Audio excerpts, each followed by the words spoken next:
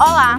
Hoje embarcaremos em uma jornada fascinante pela história da construção da icônica Igreja de São Benedito, localizada na cidade de Pedreiras, no Maranhão. Eu gostaria que um dia vocês fossem visitar a cidade de Pedreira. Eu sei que iam gostar.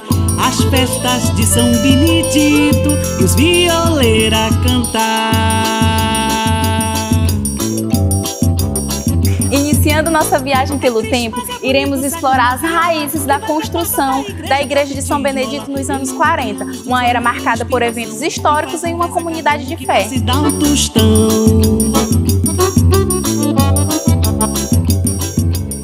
Ao admirarmos essa joia arquitetônica, é impossível não se encantar com os detalhes. A construção da Igreja de São Benedito foi uma iniciativa da comunidade local, que se mobilizou e arrecadou fundos para a realização da obra.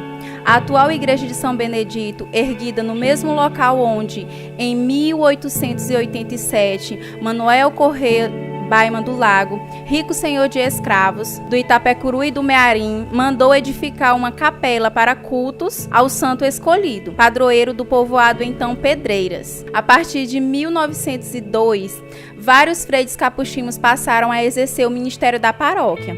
Por causa das péssimas condições da igreja, houve uma nova construção de um novo templo, sendo inaugurado em 1919, com uma programação de 7 dias de festa, o então Festejo de São Benedito. Entre 1935 e 1940, houve uma reforma que mudou a frente da igreja para o lado do rio Mearim. A própria passou por grandes crescimentos pastorais na virada da década de 1980 a 1990. Várias melhorias ocorreram na igreja. Durante muitos anos de esforço e dedicação, a Igreja de São Benedito foi tomando forma.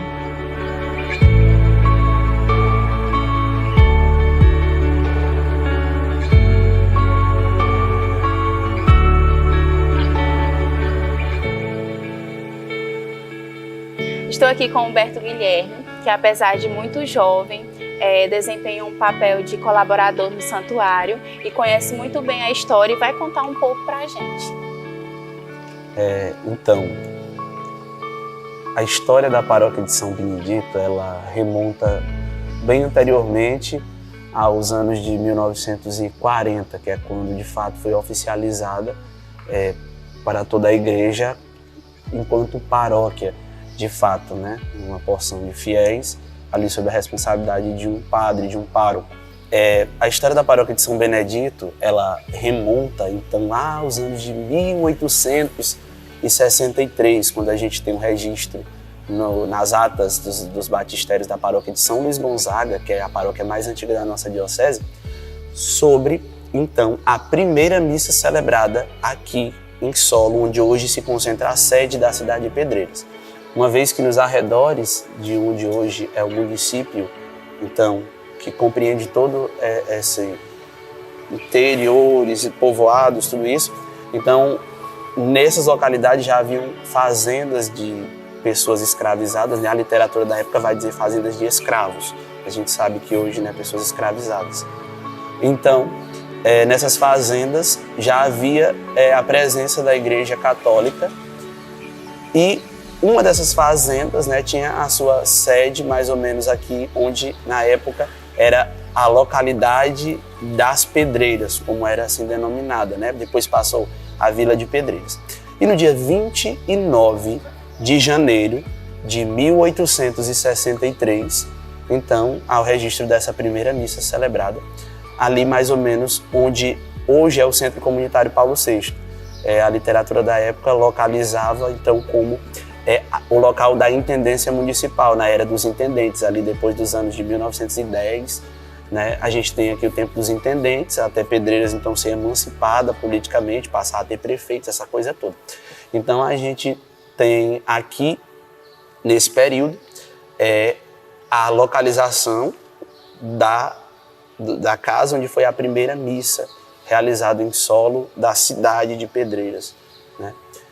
E posteriormente a isso, essa primeira missa, a gente tem no ano de 1878, então a construção da primeira capela de São Benedito, que é quando o Frei Germano de Cedrate, que foi um frade capuchinho que passou por aqui nos anos de 1918 a 1920, ele coloca que o bom povo de Pedreiras, desde o ano de 1878, tinha erguida no morro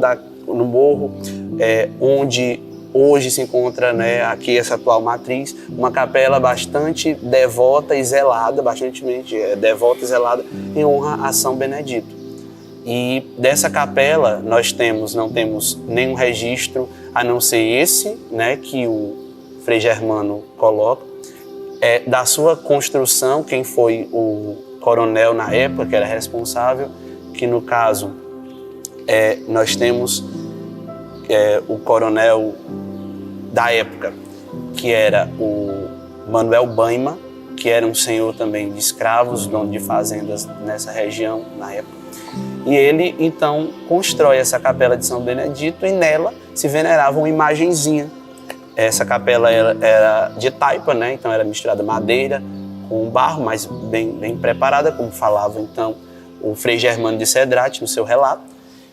E ele coloca, então, que nessa capela se achava essa imagenzinha de São Benedito, imagem essa que até hoje a paróquia tem em suas posses. Ela fica guardada na secretaria da paróquia com uma placa, né? Imagem de São Benedito, 1878. A gente tem essa placa e essa imagem que está lá.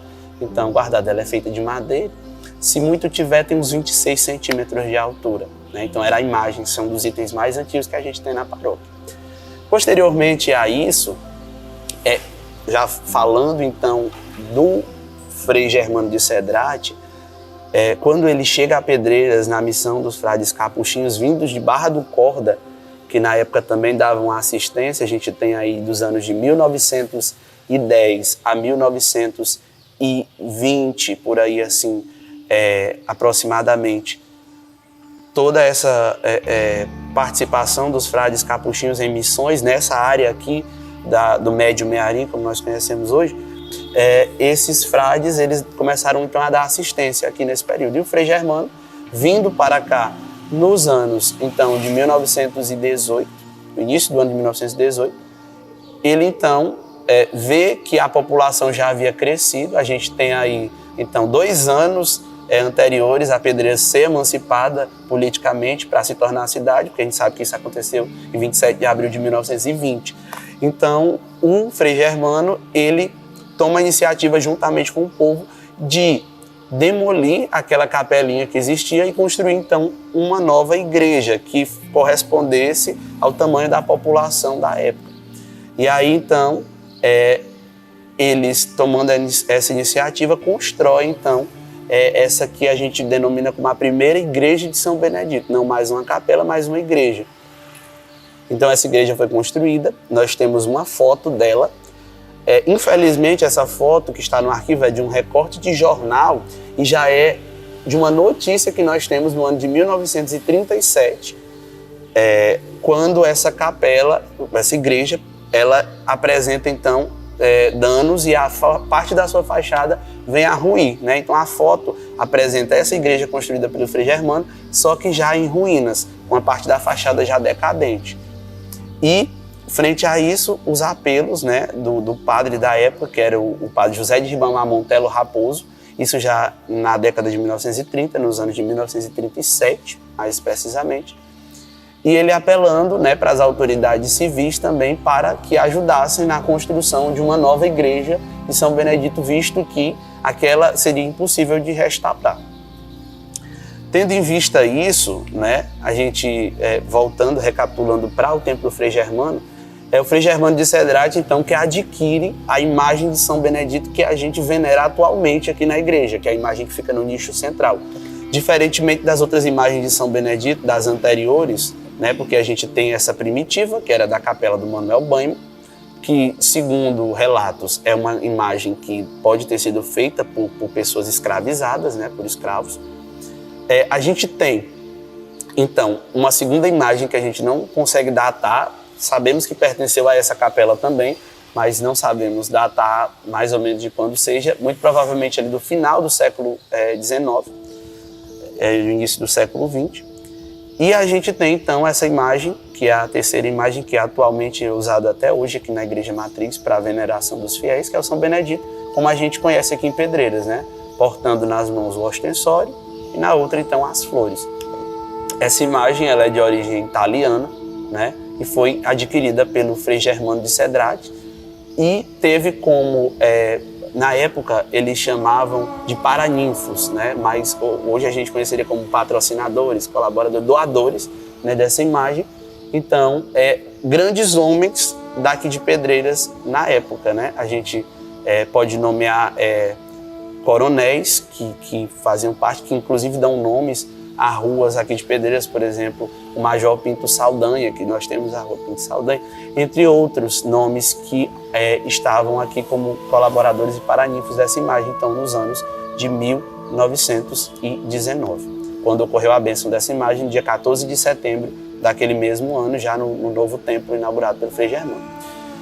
Depois disso, né, então a gente já caminha, passa por todo esse período com esse templo, quase 19 anos, ele de pé, e aí acontece então que um jornal da capital, um jornal de São Luís, vai noticiar que a fachada dessa igreja, que havia sido construída em 1919, apresenta grandes danos, e a estrutura da igreja em si, talvez por conta do material com que foi construída, ou não se sabe ao certo, ela apresenta então um grande dano, que então passa a conclamar, né, as pessoas de boa vontade, os fiéis católicos e as autoridades civis, o padre da época, que no caso era José de Ribamar Monteiro Raposo, como já mencionado. Então ele conclama as pessoas para ou ajudarem na restauração dessa igreja ou então construírem uma nova.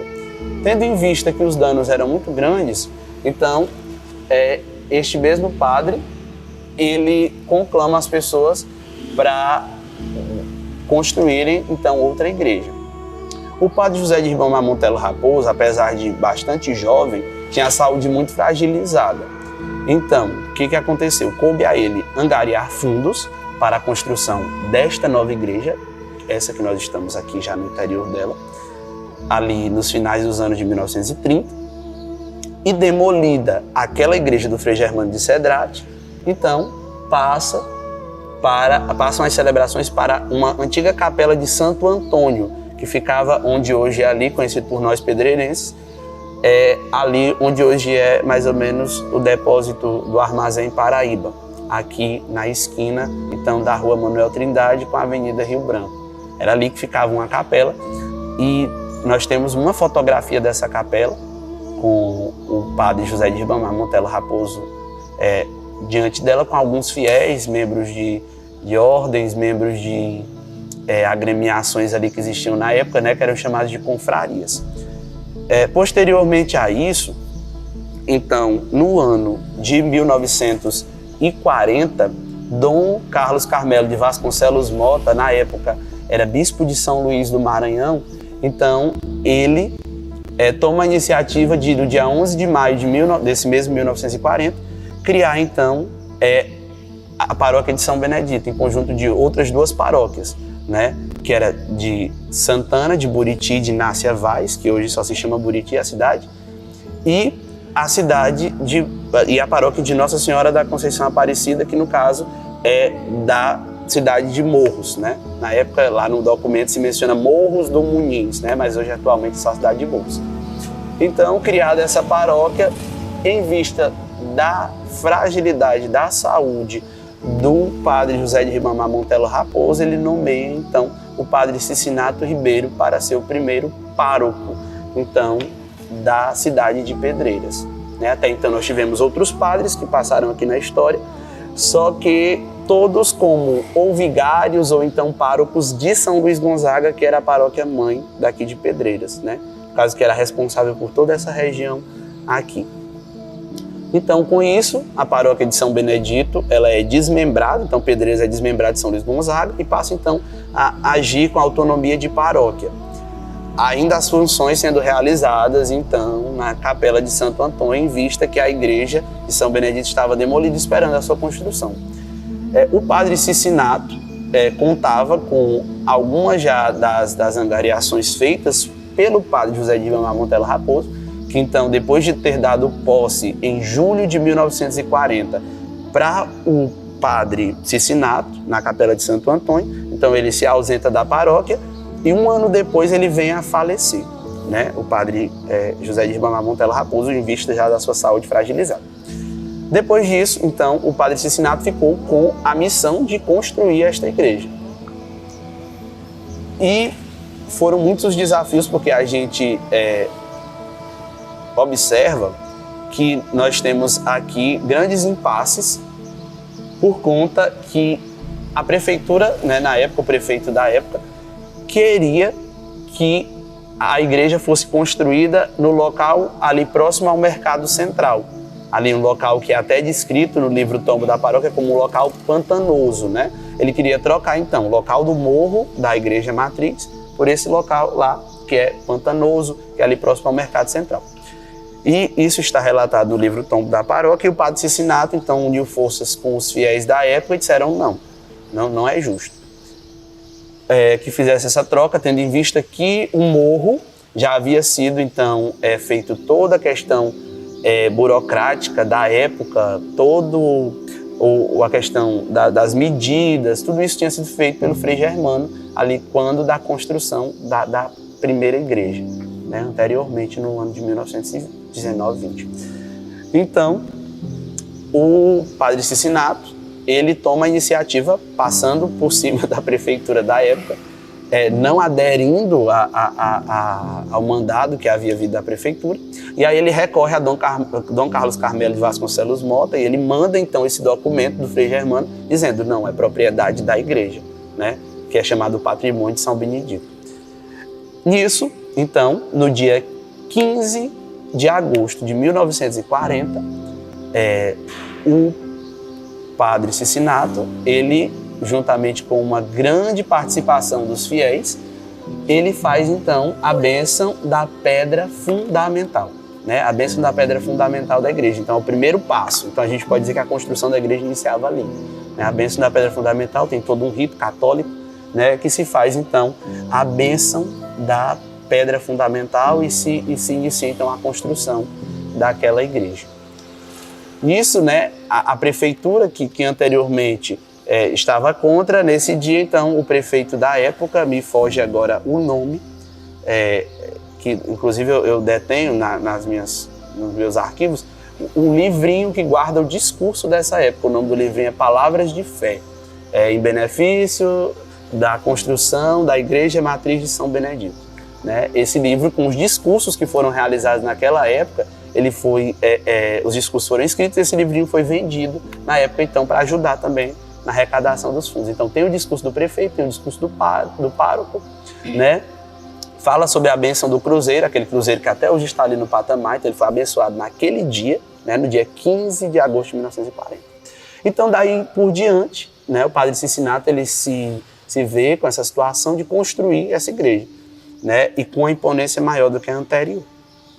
Tendo em vista isso, então, no ano de 1941, é dado, então, aos alicerces da igreja, né?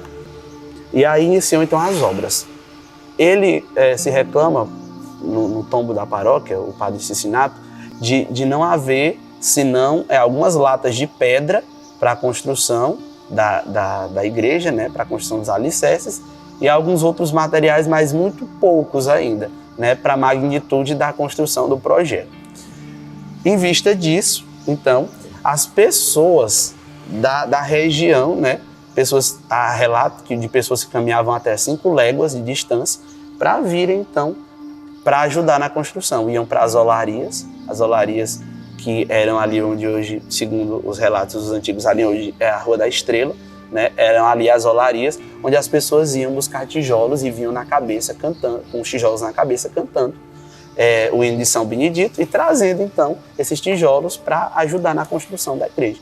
Né, isso é muito bonito. Existem até pessoas, até hoje, ainda vivas, por exemplo, Dona Cacilda Abreu, que carregou tijolos na cabeça, e outras pessoas assim, que ainda estão no meio de nós, né, que podem relatar isso, né, com mais maestria, de terem presenciado, terem sido testemunhas oculares de toda essa peregrinação, verdadeira peregrinação que as pessoas fizeram, né, de unir os braços, de unir as mãos para a construção, então, da sua igreja, né?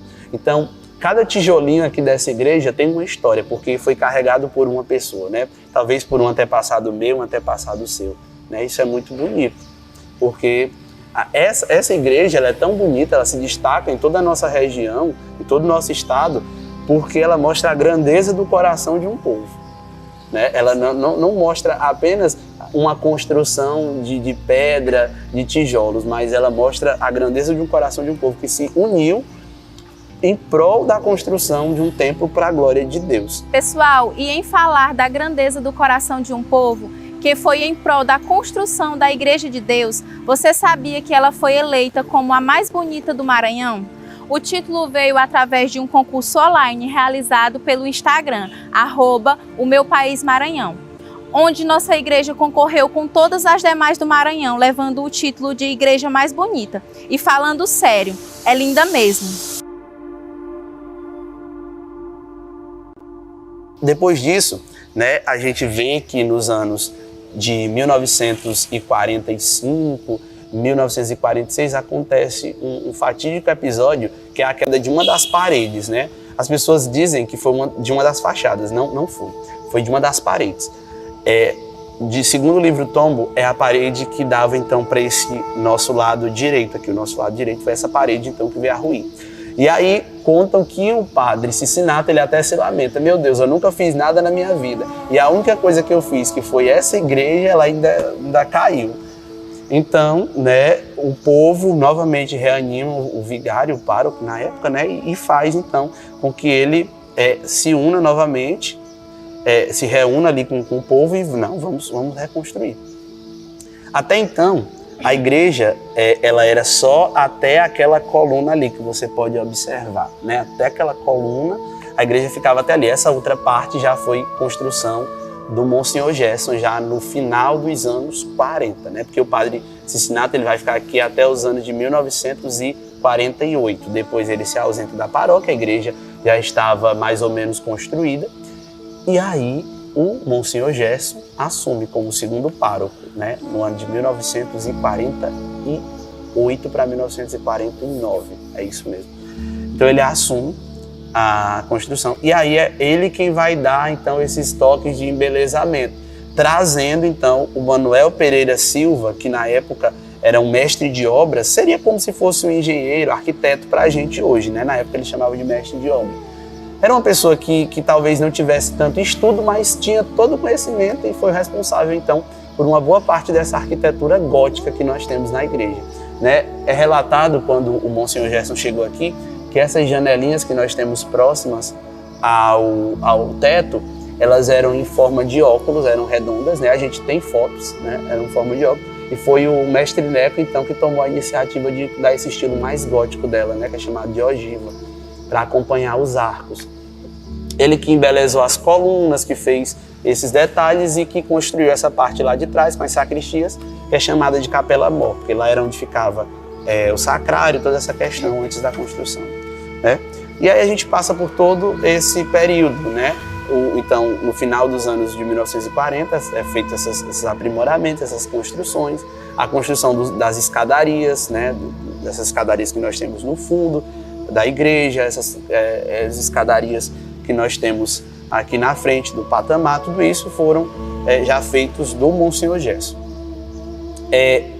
Enfim, a gente pode perceber então que o Monsenhor Gerson, ele teve uma grande colaboração também nessa questão principalmente dos adornos, dessa parte das fachadas, da parte exterior da igreja, onde a gente pode observar então que tem muitos detalhezinhos, né? E é graças a ele, graças também ao mestre Neco. É nessa época também que a gente recebe a doação do relógio da igreja que fica no coisa, que foi uma doação do senhor Otávio Passos, né? Que a gente conhece da rua Otávio Passos o nome.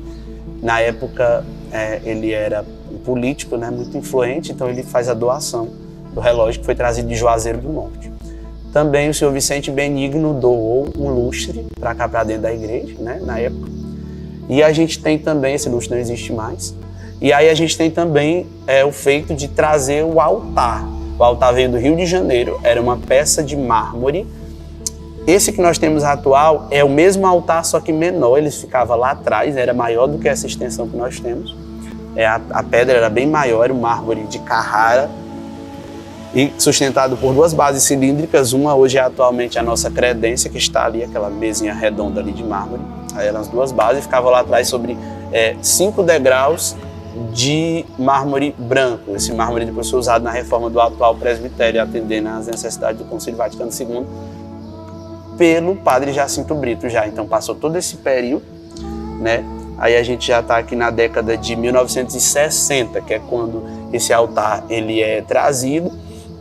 E no dia 14 de julho de 1962, ele é consagrado, então, e a igreja é dedicada, né? A igreja e o altar são dedicados pelo Dom José de Medeiros Delgado, que na época já era arcebispo de São Luís. Então ele traz as relíquias dos santos mártires, de 2 santos mártires, são pedaços de ossos, deposita no altar, e ali ele deposita juntamente com um documento falando sobre essas relíquias, dentro de uma caixinha de prata, né? Que ainda hoje está guardada nesse altar que nós temos, na parte de baixo, essa caixinha de prata, 2 santos mártires, provavelmente do século II ou III da era cristã, né, esses 2 mártires. E nós temos, então, dentro de toda essa história, né, da consagração, do altar, que o Monsenhor Gerson trouxe do Rio de Janeiro, foi consagrado pelo Dom José de Medeiros Delgado, então, digamos que é a finalização do projeto da igreja, né, a consagração do altar, então, é o último passo que se dá, então, para dizer assim, está concluída a obra, né, dentro de uma igreja. Então, a gente viu que desde o dia 15 de agosto de 1940 até o 14 de julho de 1962, então, a gente tem aí, então, digamos assim, agora terminou. Porém, no mesmo 1962, a gente tem o início do Concílio Vaticano II.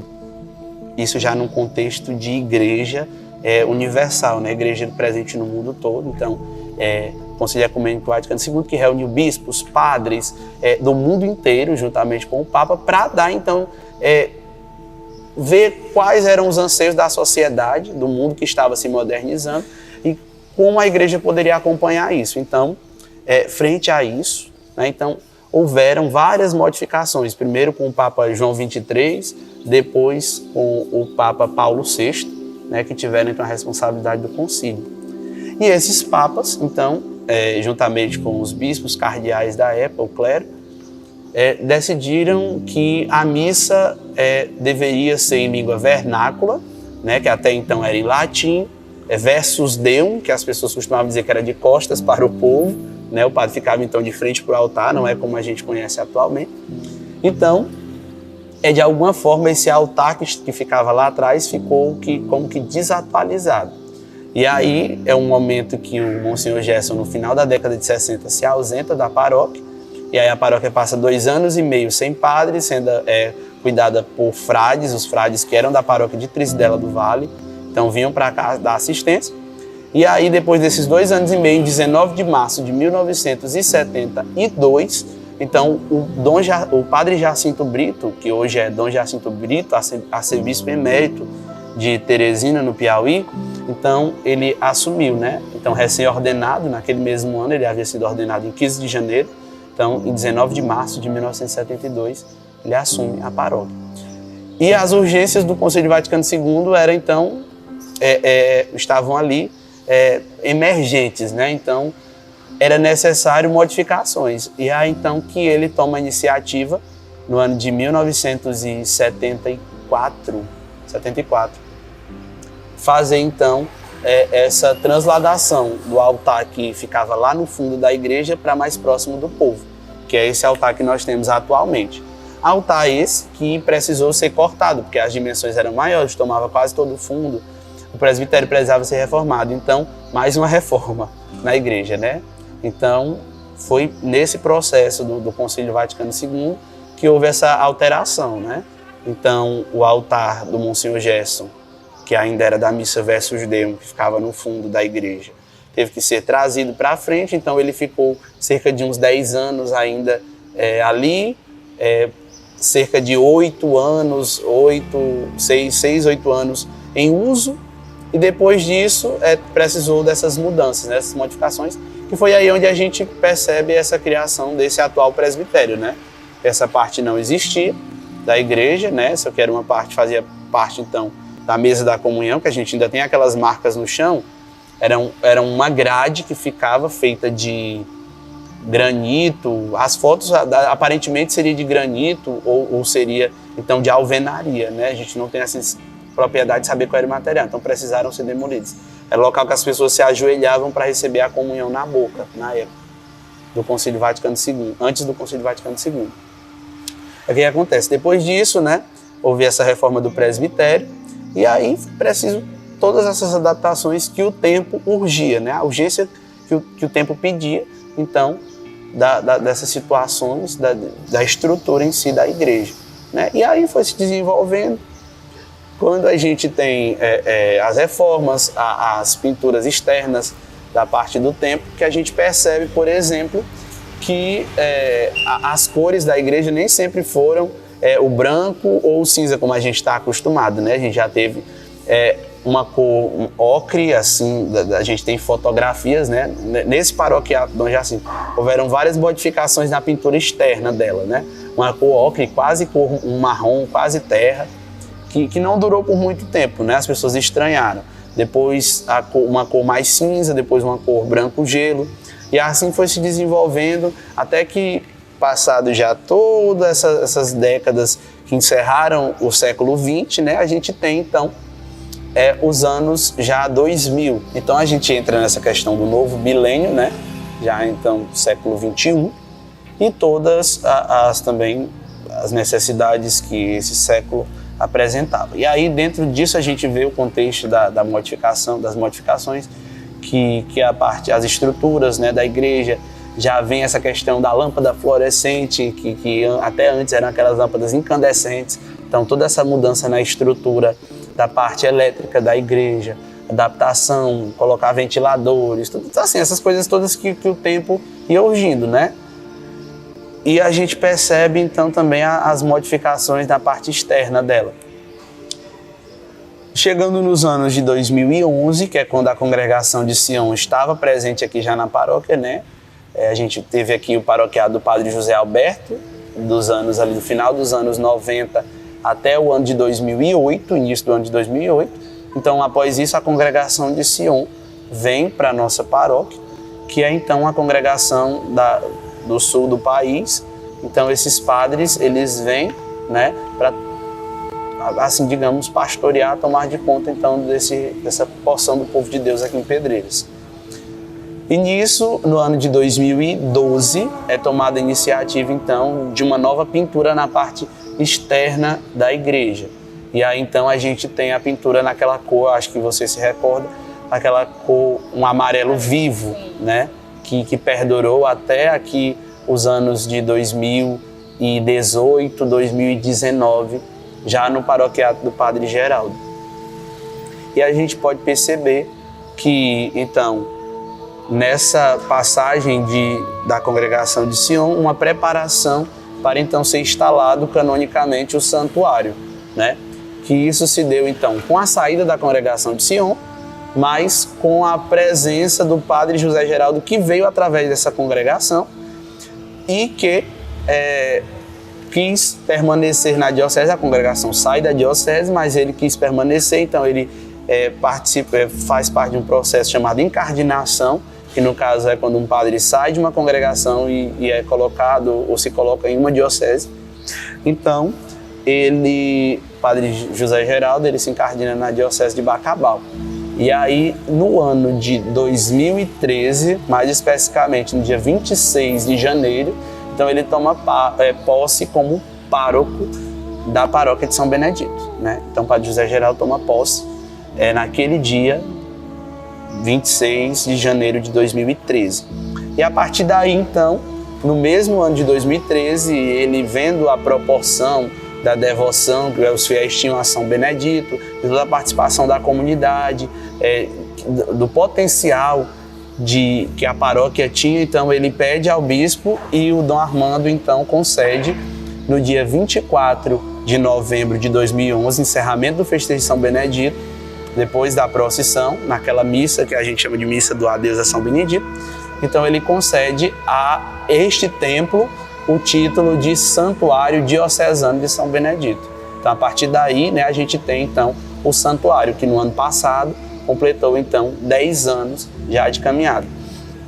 E aí é dentro desse contexto que a gente tem várias reformas, mudança no forro, adaptações, nova pintura, reforma das colunas, restauração dos nichos, todo esse grande contexto, né, que a gente sabe do incansável trabalho do Padre José Geraldo, tanto na área social, quanto também na área espiritual, né? E sempre se importando com a questão da estrutura física do templo, reformas. Me recordo o primeiro passo, né, do Padre José Geraldo, trazendo presente assim, essa memória que nós estamos fazendo, foi a reforma do telhado, né?